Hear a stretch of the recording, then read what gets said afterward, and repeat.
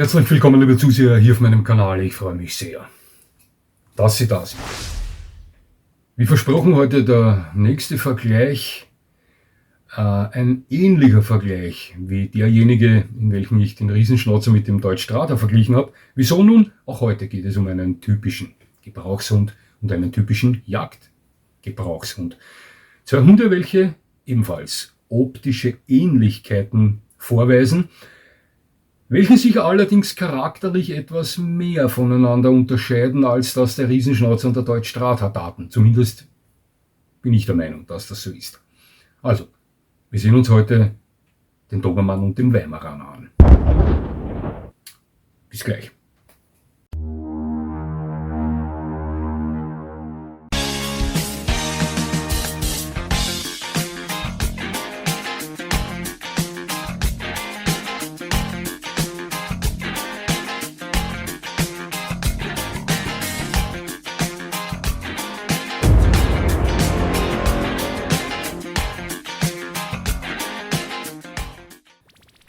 Nun, bevor wir mit diesen beiden herrlichen Hunderassen loslegen, sehen wir uns ganz kurz zuerst die Geschichte dieser beiden an und beginnen gleich mit dem Dobermann.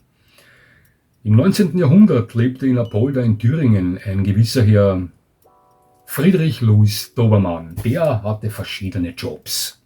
Zwei davon waren die des Hundefängers und die des Steuereintreibers, und besonders letzterer Job war im 19. Jahrhundert ein besonders gefährlicher, wo man häufig attackiert und manchmal gar getötet wurde.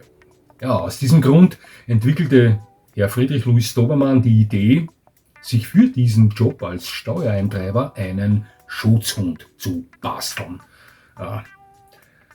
Durch seine Tätigkeit als Hundefänger hatte er ja Zugriff zu verschiedenen Hunden und begann dann somit herum zu experimentieren, wobei er immer darauf achtete, dass die Basen, mit denen er hier arbeitete, wenn ich so sagen kann, über ausgeprägten Wachenschutztrieb verfügen. Ja, so entstand der Dobermann.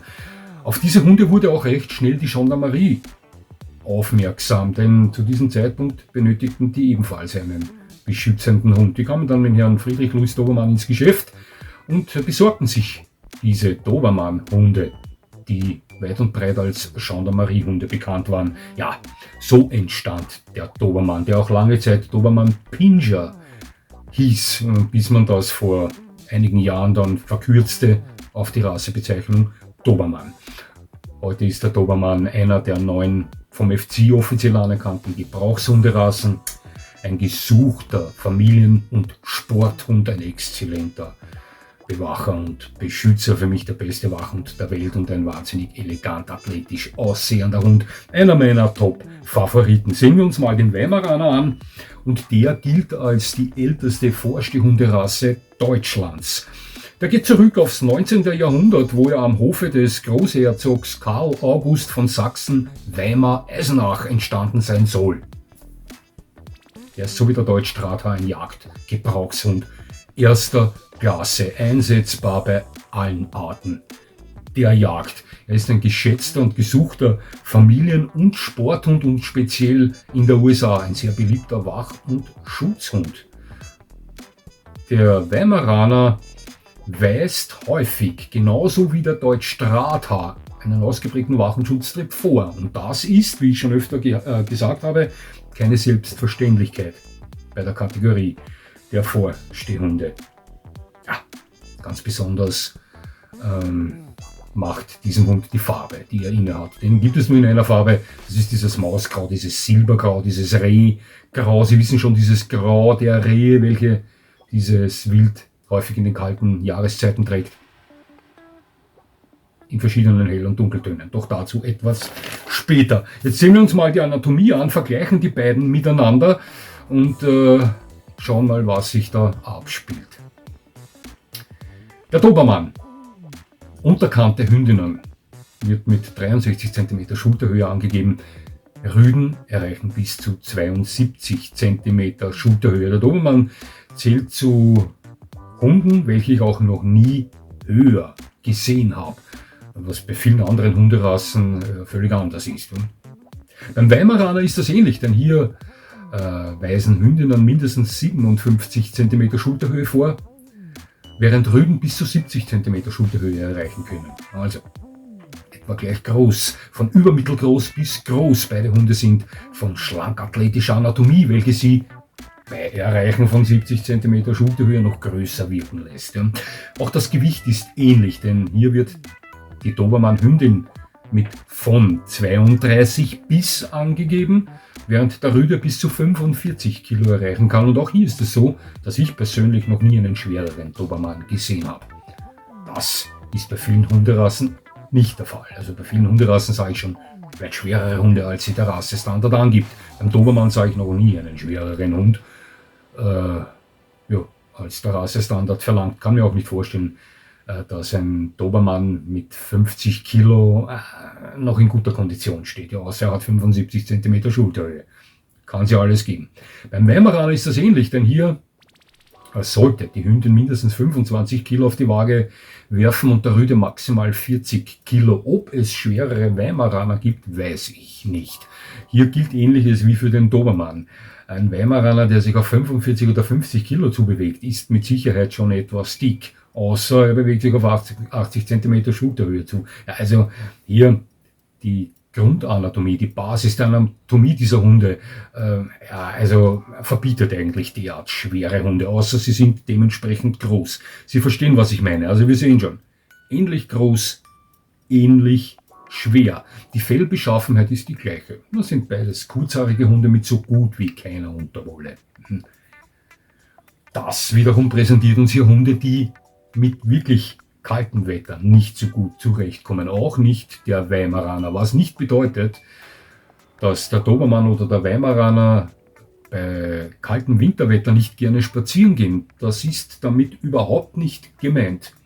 Es wird unzählige Dobermänner oder Weimaraner geben, welche sich freuen auf einen Spaziergang in meterhohem Schnee oder kaltem Wetter. Doch diese Hunde gehören intensiv bewegt. Zumindest gehört schnell mit ihnen gegangen. Wenn die zu lange Zeit an einer Stelle verweilen, dann beginnen sie früher zu frieren als Hunde mit Stocker und dichter Unterwolle etc. Das ist ja ganz klar. Schauen Sie, ich habe es speziell beim Dobermann am Abrichterplatz gesehen, wo mir auch immer bei den Rottweilern gleich aufgefallen ist, dass sie die ersten waren, die bei Hitze einknickten. Da war es bei den Dobermännern immer so, dass sie mit den deutschen Boxern die ersten waren, die, wenn sie nicht bewegt wurden, zu frieren begannen. Der Weimaraner gilt, wenn man den offiziell zugänglichen Beschreibungen Glauben schenken darf im Internet, als etwas wetterhärter als der Dobermann, doch auch der ist für klirrende Kälte nicht gemacht. Ja, das ist ein Jagdgebrauchshund, der aber, wenn es wirklich kalt ist, und hier spreche ich von Temperaturen von minus 15 oder gar minus 20 Grad, anständig bewegt gehört, damit er nicht zu frieren bekommt. Das ist nun mal deren Fellbeschaffenheit zu verdanken. Ist so. Ja. So, Farbe, die unterscheiden sie sich voneinander. Wir wissen, den Dobermann gibt es hauptsächlich in zwei Farben. Das ist braun mit noch helleren braunen Abzeichen oder Black and Tan, also schwarz mit rotbraunen Abzeichen. Es gibt ihn allerdings auch in blau, es gibt ihn in silbergrau, es gibt ihn in weiß. Ich sah sie noch nie in diesen Farben. Ja. Aber hauptsächlich trifft man den Dobermann in diesen beiden Farben, die ich zuerst genannt habe. Beim Weimaraner sieht das anders aus, den gibt es nur in diesem berühmten, für den Weimaraner berühmten Mausgrau, Silbergrau, Rehgrau und das in verschiedenen Hell- und Dunkeltönen. Es gibt relativ viele Hunderassen, die ähnliche Farben vorweisen. Sie werden vielleicht schon den einen oder anderen American Staffordshire Terrier oder gar American Pitbull Terrier in dieser Farbe gesehen haben. Deutsche Doggen, Cane Corso. Nicht 1:1 dieselbe Farbe, aber die geht in ähnliche Richtung hinein. Doch beim Weimaraner gibt es eben nur diese Farbe und die gibt es in verschiedenen Hell- und Dunkeltönen. Ja, die Gesamterscheinung dieser beiden Hunde zeigt uns zwei Hunde, die wahnsinnig elegant gebaut sind. Schlank, aber gut bemuskelte Hunde. Hunde mit starker Muskulatur, recht hohen Läufen, langen Wirbelsäulen. Das sind klar erkennbar gleich mal schnelle Läufer. Also sehr elegante Hunde mit recht langem Fang. Der Weimaraner, recht üppigen Behang, möchte ich mal sagen. Der Unterschied in der Anatomie dieser beiden Hunde, in der Gesamterscheinung, ist im ersten Augenblick, wenn ich auf beide treffe, fallen mir 3 Dinge besonders bei ihnen auf. Das ist, dass der Dobermann zumeist, obwohl es sich hier um Hunde handelt, die nicht wirklich sehr viel schwerer werden, doch zumeist ein klein wenig mehr Substanz zeigt als der Weimaraner. Der Weimaraner immer oder meistens der etwas feingliedrigere Hund ist, als es der Dobermann ist. Das ist der erste Unterschied, der mir sofort auffällt. Der zweite ist, dass der Weimaraner zwar eine ähnliche Fanglänge und Fangstärke hat wie der Dobermann, doch einen Ticken losere Lefzen besitzt als der Dobermann. Der Dobermann den vielleicht etwas trockeneren Fang hat als der Weimaraner. Und die dritte ist, dass die Ohren, der Behang des Weimaraners um einiges größer sind als die des Dobermanns. Das sind die Hauptunterschiede. Doch sonst, wenn man sich schnell umdreht und diese beiden Hunde vor sich steht, haben sie anatomisch eine starke Ähnlichkeit vorzuweisen. Der Meinung bin ich. Ähnlich aufgebaut, schlank, hochläufig, lange Wirbelsäule, kurzhaarig, Hängeohren, muskulös. Ja, das ist meine Meinung. Sehen wir uns kurz mal den Charakter an. Hier unterscheiden sie sich im Normalfall, wenn beide den typischen Rassevertreter darstellen, etwas mehr voneinander als der Riesenschnauzer und der Deutschstrater. Der Dobermann. Ich sagte im letzten Video schon, ich kannte viele Dobermänner, ich weiß nicht, wie viele das waren. Es waren viele. Ich möchte Ihnen zum Schluss des Videos einige Erfahrungen mit diesen Hunden erzählen, die ich mit diesen Hunden gemacht habe. Aber der Dobermann gilt als typischer Gebrauchshund. Lernbereit, lernwillig, hoher Wildoblis, schneidig, flott unterwegs, athletisch. Der Dobermann ist ein fantastischer Familienhund, gilt als Einmannhund, so wie der Schnauzer und der Rottweiler. Liebt auch alle anderen Familienmitglieder, konzentriert sich aber häufig zu 100% auf eine Bezugsperson. Das ist seine Bezugsperson, ein Hund, der ein Genuss am Platz ist. Ich sage Ihnen was. Bei uns war es gang und gäbe, wenn ich einen Kurs leitete, wenn wir die an der Unterordnung trainierten und ich hatte die Gruppe da von mir und begann mit meiner Feinarbeit, mit einem Feintuning der Leute und mir gefiel etwas nicht, dann ließ ich die Gruppe anhalten und borgte mir einen der Hunde der Gruppe aus, wenn er mit mir kompatibel war. Das war ja nicht bei jedem Hund so, es gab auch Hunde, die mich nicht akzeptierten, also die es nicht akzeptierten, dass ich sie an der Leine führe, aber die meisten akzeptierten mich. Wenn wir da einen Dobermann in der Gruppe hatten, suchte ich mir zumeist einen Dobermann raus. Warum? Nun, das möchte ich Ihnen sagen. Schauen Sie, jeder Mensch hat seine eigene Energie, seine eigene Geschwindigkeit, seinen eigenen Rhythmus. Und mir ist aufgefallen in den Jahren der Arbeit am Platz, dass die Dobermänner mit ihrer Energie, mit ihrem eigenen rassebedingten Rhythmus auf mich feingetunt sind. Ja, wir passen zu 100% zusammen. Außerdem besteht da immer ein gewisser Draht zwischen dem Dobermann und mir.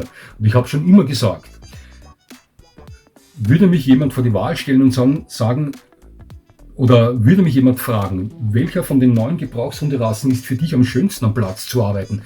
Ich müsste keine Sekunde nachdenken. Für mich wäre es immer der Dobermann. Sie wissen, für mich ist der deutsche Schäferhund der beste Allrounder aller Hunderassen. Aber der Dobermann wäre für mich die erste Wahl, wenn es zur Arbeit am Platz kommt, weil er auf mich am besten zugeschnitten ist. Das muss ja nicht bedeuten, dass das bei Ihnen genauso ist. Wie gesagt, nochmal, jeder Mensch hat seinen eigenen Rhythmus, seine eigene Energie. Ist so. Mit Dobermännern zu arbeiten, das war immer ein Traum und ich genoss auch die Schutzarbeit mit diesen Hunden, wenn die reinkamen wie ein Marschflugkörper. Spitze, wahnsinnige Kraft im Kiefer, waren aber dennoch nicht so mühsam zu arbeiten wie die Rottweiler, obwohl man die Power des Dobermanns spürte, kam es mir beim Rottweiler mal so vor, als hätte ich einen Sandsack am Arm. Ja, der Dobermann arbeitete etwas mehr, war aber meistens etwas leichter. Es war ein anderes Arbeiten mit dem Dobermann. Ja. Nicht minder Kraft im Kiefer als der Rottweiler, aber anders spürbar am Arm als der Rottweiler. Ja, ich liebte die Arbeit mit dem Dobermann. Zurück zum Charakter nochmal. Der typische Dobermann ist ein schneidiger, exzellenter, familienbeschützender, bewachender Traumhund, ja, der danach schreit, dass sie mit ihm den Hundeablüchteplatz besuchen, ein Sporthund, durch und durch, der ein Manko hat, und das ist dieses verdammte DCM.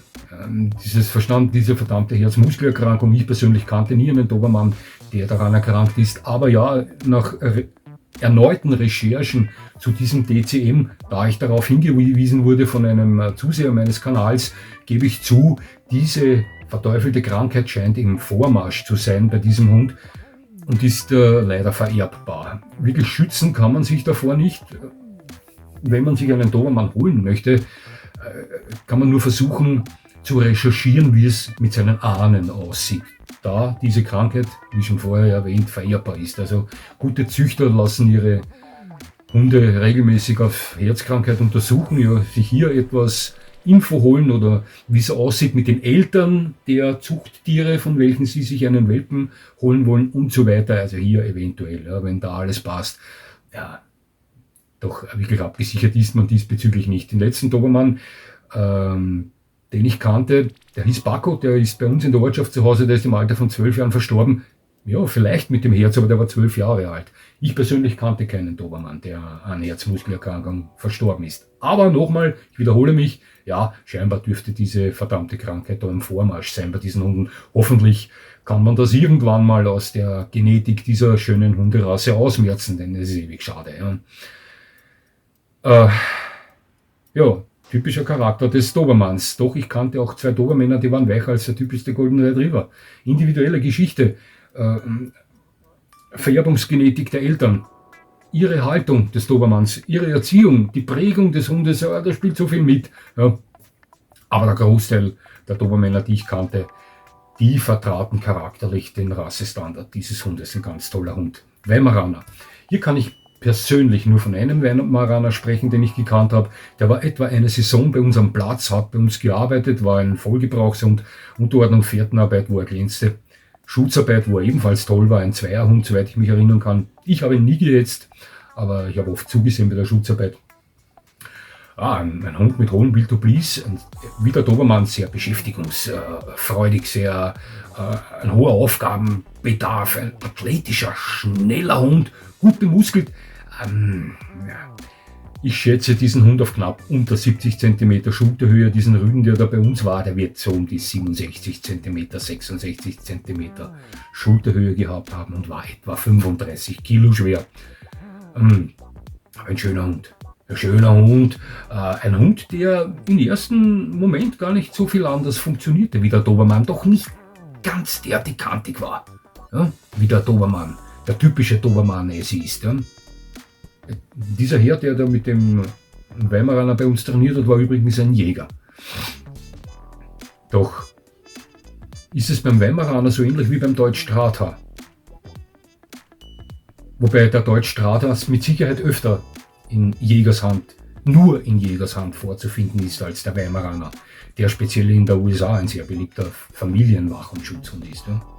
Also auch der Weimaraner muss nicht unbedingt in Jägershand zu Hause sein, wenn man weiß, wie man mit einem Hund umgehen muss.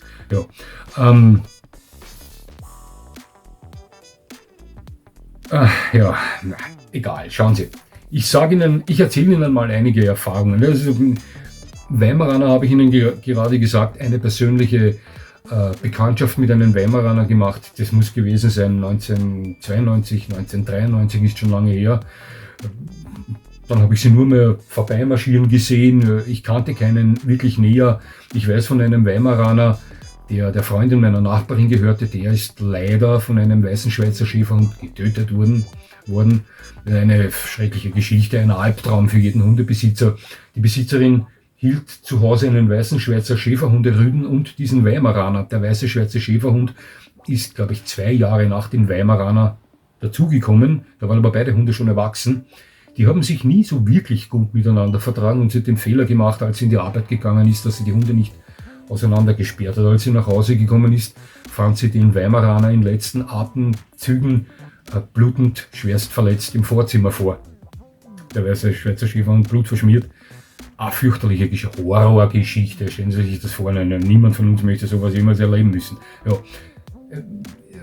Persönliche Erfahrung mit Weimaranern leider viel zu wenig gemacht. Hier kann ich nur aus der Theorie sprechen, öffentlich zugänglichen Infos sprechen, die ich eingesogen habe, um Ihnen den Hund zu präsentieren. Erfahrung persönlich habe ich keine mit diesen Hunden gemacht. Ich kann nur noch mal betonen, dass der Weimaraner auch als Forstehund sehr gut im Normalfall als Wach- und Schutzhund taugt, dass der Weimaraner ein Hund ist, mit dem man sehr gut beim klassischen Gebrauchshundesport mitmachen kann, der auch ein gesuchter Sporthund ist, dass er selbstverständlich ein erstklassiger Jagdgebrauchshund ist und mit Sicherheit ein Genuss für jeden Berufsjäger darstellt, so wie der Deutsch Strata und einige andere Hunderassen, ja, dass er einfach ein Top-Hund ist, der in allgemeiner Erscheinung sehr an den Dobermann erinnert, im ersten Moment anatomisch ähnlichen Aufbau vorweist, doch allgemein gesehen vielleicht ein klein wenig feingliedriger unterwegs ist, anatomisch und das Ganze aber auch charakterlich meiner Meinung nach. Er hat im Normalfall nicht ganz den Schliff, diesen Schneid des Dobermanns. Individuelle Geschichte.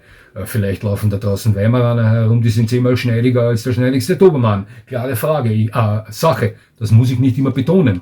Wir reden hier vom typischen Rassevertreter und hier ist der Weimaraner im Normalfall vielleicht etwas gemütlicher, etwas entspannter unterwegs, nicht weniger bewegungsfreudig, hurtig unterwegs, etwas weniger Ellbogen ausfahrend unterwegs als der typische Dobermann. Verstehen Sie, was ich meine? Wobei der Weimaraner aber auch häufig kantig sein kann. Doch ist das eher die Welt des Dobermanns. Ja? Also, vielleicht so erklärt, der Weimaraner vielleicht der silberne, etwas entschärftere Dobermann.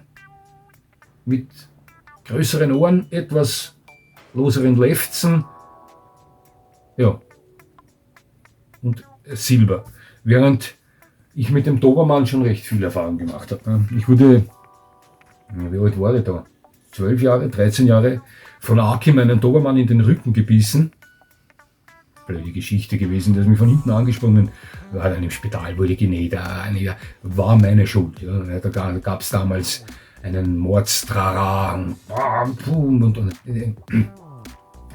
ich spürte den Biss auch nicht. Ich spürte ihn erst, ich spürte nur den Stoß, als er mir in den Rücken sprang und ich umfiel. Zuerst dachte ich nur, ja, er hat mich einfach nur angesprungen von hinten, aber er hat mich gebissen. Ich hatte recht tiefe Löcher im Schulterblatt drin. Es war ein blöder Winkel für den Hundekiefer, aber er hat das zustande gebracht. Spürte den Biss selbst aber erst dann auf der Fahrt ins Spital. Ja. Aber blöde Geschichte. Ja, heute weiß ich, das war meine Schuld. Kurz erzählt, die Töchter der Besitzer von Akim saßen draußen beim Stiegenhaus mit Akim auf der Seite. Eine Tochter, die Claudia, und ich blödelten herum. Die Claudia lief weg. Ich lief ihr schreiend hinten nach. Sie quietschte. Ja, der Hund. Was soll ich Ihnen sagen? Ja, mehr brauche ich Ihnen nicht sagen. Ja, und das war schon soweit. Ja, also, das war der Akim, Dobermann. Ich kannte den Dillinger im Besitz einer guten Bekannten von mir, die im Rotlicht tätig war, die am Gürtel arbeitete, aber eine sehr zuvorkommende Dame war, das ist sehr freundlich. Es hat das eine mit dem anderen nichts zu tun, geht mich nichts an, was sie beruflich getan hat. Ja. Zu mir war sie immer superklasse und ihr Hund war auch superklasse. Der Dillinger, ein Dobermann, wie er im Buche steht, der hatte mal einen Fight mit meinem Pete, dem Attila. Toller Hund. Guter Wächter, ein herrischer Dobermann, guter Aufpasser, guter Beschützer, hoher Wildtoblis, wunderschön Black and Tan, groß, 71 cm Schulterhöhe, sicher an 42 Kilo Gewicht. Herrlich, ein herrlicher Hund, ein typischer Dobermann, so wie ihm der Rassestandard beschreibt, aber 1:1. Ja. Am Platz kannte ich relativ viele Dobermänner, aber ein Dobermann, der mir besonders gut in Erinnerung ist der Teddy. Und das war der Vater von dem Rocco, von diesem Hund, den ich bei der Schutzarbeit immer verweigert habe, von dem ich im Video mit dem Bully Kutter spreche. Teddy war sein Vater. Ja. Teddy war ein Traumhund. Für mich der schönste Dobermann, den ich je gesehen habe. Die Rute war etwas zu lang kopiert. Teddy war noch kopiert, Rute kopiert, Ohren kopiert. Ja, ich möchte hier kein Feuer ins Öl gießen, wenn ich das sage, aber kopiert ist er schöner. Ja. Auch wenn jetzt viele da draußen aufschreien, Metzger, Fleischhacker. Ne? Ich habe nie einen Hund kopiert. Ja. Ich sage nur, optisch wirkt er kopiert schöner. Also, mir gefällt der Rottweiler, seit er die Rute nicht mehr kopiert bekommen darf, besser als der Dobermann, seit er die Ohren und die Rute nicht mehr kopiert bekommen darf. Ja. Vielen gefällt der Dobermann so überhaupt nicht mehr heute mit Schlappohren und langer Rute. Die sagen, das ist kein Dobermann mehr. Aber ja, schauen Sie, ich möchte hier keine Diskussion jetzt starten über das Ganze. Ich sage nur, Teddy war noch kopiert, aber die Rute war etwas zu lang kopiert, sah etwas eigenartig aus. Ja. Nicht auf 2/3, aber etwas zu lang für einen Dobermann. Herrlicher Hund. Boah. Der schönste Dobermann, den ich je gesehen habe. Der Hund war schnell, lieber Zuseher. Der Hund war schnell wie ein Windhund. Ich habe da mal einen Schriftverkehr gehabt mit einem Dobermann-Experten, ja, der meinte, oder der mir Saures gab, weil ich einmal in einem Video sagte, Teddy kam mit 60 km/h bei der Schutzarbeit reingeschossen. Er meinte, kein Dobermann der Welt erreicht 60 km/h. Lieber Zuseher, ich sage Ihnen was. Alles eine individuelle Geschichte. Wir haben hier eine Dobermann-Hündin, die hat die Anatomie eines Whippets. Also bei der bin ich mir auch sicher, dass ihr von 60 km/h nicht viel abgehen. Aber wir haben einen American Pitbull Terrier meines Freundes auf der Donauinsel auf 100 Meter mit einer Geschwindigkeit von 55 km/h gemessen. Einen American Pitbull Terrier mit 55 km/h. Pfeifen Sie auf diese Angaben, die Sie im Internet finden. American Pitbull Terrier 40 km/h, Greyhound 69 km/h. Offiziell liegt der Rekord beim Greyhound bei, glaube ich, 86 km/h. Pfeifen Sie auf diese Angaben, die stimmen nicht. Ich soll tot umfallen, ich soll es vom Sessel hauen. Wir haben einen American Pitbull Terrier auf 100 Meter mit 55 km/h gemessen. Und ich sage Ihnen, Teddy war mit Sicherheit schneller. Und wenn ich sage, dass Teddy bei der Mutprobe Stock oder Mutprobe Schuss mit 60 km/h in mich reingeschossen kam, dann glauben Sie mir. Auch wenn Ihr Dobermann vielleicht 10 km/h langsamer ist, das mag alles sein. Teddy erreichte 60 km/h. Sollen es 58 gewesen sein. Von mir aus, ich gebe mich geschlagen, ja, aber viel ging nicht ab. Ja. Okay, also, Teddy, ein fantastischer Gebrauchshund, hat mich genauso beeindruckt wie Xanto, der Schnauzer. Wir hatten tolle Hunde am Platz. Ja, also zumindest kommt es mir so vor, oder war sie nicht. Ist es, weil ich so gern zurücksehe. Groß, stark, schnell. Ein toller Wach- und Schutztrieb, höchster Will to Please. Purer Einmannhund. Für ihn gab es nur seinen Besitzer. Er liebte auch das Frauchen der Familie. Hier sah man ganz klar, der Hund war voll fixiert auf eine Person und das war sein Besitzer, der Peter. Ein fantastischer Hund. Ja, und hier in der Ortschaft, in der ich lebe, kannte ich diesen Paco. Der ist im Alter von 12 Jahren verstorben. Ich habe das erst vor kurzem erfahren. Ist mir aufgefallen, da ich die letzten 3-4 Monate, wenn ich beim Grundstück vorbeigegangen bin, nichts mehr von ihm gehört habe. Ja, und er hat immer bewacht. Das ist dieser Dobermann, bei welchem ich mal meinte, an alle, die meinen, heute ist ein Dobermann kein Dobermann mehr. Ich lade Sie herzlichst dazu ein, hierher nach Neudörfel zu kommen und der Paco über den Zaun zu kraxeln. Viel Spaß dabei. Wir haben dann noch einen Dobermann hier, den ich häufiger treffe, bis auf die Hündin in der Whippet-Anatomie, die sehe ich nur manchmal. Den zweiten Dobermann, den ich häufiger treffe mit Vito, das ist ein brauner Dobermann. Der ist im Besitz dieser Dame, die man mit dem Tablett spazieren geht und die ihn wie einen Koffer trägt. Also der Hund dreht ständig am Rad, weil er einfach falsch erzogen, falsch gehalten ist. Also dieses Ding passt überhaupt nicht zusammen. Der Hund wäre ein Traum in den richtigen Händen, ja.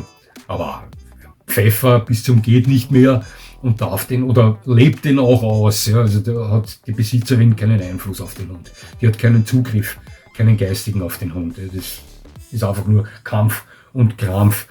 Ja. Meine Meinung nochmal zum Unterschied dieser beiden Hunde. Der Dobermann ist mit Sicherheit der charakterlich etwas kantigere Hund, der auch ein klein wenig substanzvoller ist. Der Weimaraner ist ein ähnlicher Hund mit anderer Farbe, ganz klar, könnte aber als Alternative gelten, weil er eine ähnliche Optik hineinschlägt. Ist im Normalfall als typischer Rassevertreter einen Ticken weicher, charakterlich einen Ticken weicher, hat aber denselben Beschäftigungsbedarf, wenn nicht sogar noch mehr. Wie der Dobermann hat genauso einen stark ausgeprägten Bewegungsdrang und kann ein ähnlich guter Bewacher und Beschützer sein wie der Dobermann. Für mich, meiner Meinung nach, eine gute Alternative, wenn man Dobermann-Fan ist, sich aber vor diesem DCM zu Tode fürchtet, das würde auch ich. Ja. Ich würde zwar versuchen, mich so gut als möglich abzusichern, indem ich mir Info einhole über die Vorfahren des Welpen, den ich mir zulegen möchte, doch absichern, wirklich absichern. Schauen Sie, das geht nicht. Und natürlich hätte ich Angst davor, ja, dass mir mein Hund von einer Sekunde auf die andere umfällt. Denn die Dobermänner, die dieses DCM vorweisen, sind dafür bekannt, dass sie keine Anzeichen vorher zeigen. Der läuft quickfidel neben ihnen her und fällt von einer Sekunde auf die andere tot um. Ja. Also häufig erkennt man diese Krankheit nicht, wenn man nicht davor beim Tierarzt war und ihn auf Herzkrankheit hat untersuchen lassen. Das ist natürlich eine fürchterliche Geschichte. Ja, das würde auch mich etwas bremsen. Doch ich weiß nicht, ob ich für den Weimaraner bereit wäre, da mir der Dobermann doch um ein gutes Eck besser gefällt. Der Weimaraner ist ein wunderschöner Hund. Aber er ist nicht zu 100% mein Typ. Wenn Sie mich fragen würden, für welchen dieser beiden ich mich entscheiden würde. Schauen Sie, nochmal, ich wiederhole mich. Der Weimaraner ist ein fantastisch aussehender Hund, der häufig auch Charaktereigenschaften an den Tag legt, welche ich bei Hunden sehr stark bevorzuge. Gar keine Frage. Aber ich bin ein eingeschworener Dobermann-Fan. Hier würde ich keine Sekunde überlegen. Trotz diesem verdammten DCM. Ich würde mich sofort für den Dobermann entscheiden. Er ist, vielleicht kann ich das so erklären. Schauen Sie, das soll jetzt nicht abwertend für den Weimaraner klingen. Überhaupt nicht. Oder gelten. Überhaupt nicht. Nur, für mich ist es, der Dobermann geht mit dem Besitzer spazieren, der Weimaraner mit der Besitzerin. Das ist der Unterschied. Oh. Jetzt springt gleich ein Weimaraner Besitzer durch den Bildschirm auf mich und würgt mich nieder. Was soll das heißen? So meinte ich das nicht. Das ist, ja, wie soll ich sagen, das ist die weichere Ausgabe. Ja? Das ist die etwas härtere Ausgabe im Normalfall. Beide sind keine Radaubrüder und beide sind keine Lämpchen. Aber der Dobermann ist ja etwas mehr mit Ellbogen ausgestatteter Hund im Normalfall als der Weimaraner. Etwas nicht mehr Bandit, doch der Weimaraner kann ein Bandit sein. Ich liebe Banditen bei Hunden, aber der Dobermann ist der typischere Bandit. Ja, na, lange Rede, kurzer Sinn, würden Sie mich fragen, für welchen Hund ich mich entscheiden würde, es wäre der Dobermann, weil ich es einfach immer so wahnsinnig genossen habe, mit diesen Hunden am Platz zu arbeiten. Und ich habe persönlich noch nie mit einem Weimaraner gearbeitet. Hätte ich das vielleicht mal getan, vielleicht würde ich jetzt hier sitzen und sagen, ich würde mich für den Weimaraner entscheiden. Ich weiß es nicht, vielleicht würde der noch besser zu mir passen. Ja? Doch beim Dobermann weiß ich es ganz bestimmt. Das sind fantastische Hunde. Auch der Weimaraner ist ein fantastischer Hund. Ja, so viel zum Vergleich dieser beiden. Eventuell eine Alternative, der eine für den anderen. Wunderschön sind sie alle beide, ähnlich einsetzbar. Für die Jagd der Dobermann eher weniger. Außer bei einer Apokalypse gilt dasselbe wie für den Schnauzer, wobei der Weimaraner für die Jagd mit dem Berufsjäger gemacht ist, aber auch für den Abrichterplatz gemacht ist. Also da hat der Weimaraner vielleicht ein bisschen einen Vorteil. Ja, doch. Ja. Gut, mehr gibt es eigentlich nicht zu sagen. Es hat mich sehr gefreut, dass Sie mir zugesehen haben. Ich würde mich natürlich freuen, wenn Sie mir weiterhin zusehen. Und jetzt wünsche ich Ihnen noch einen schönen Tag. Und das war's schon wieder.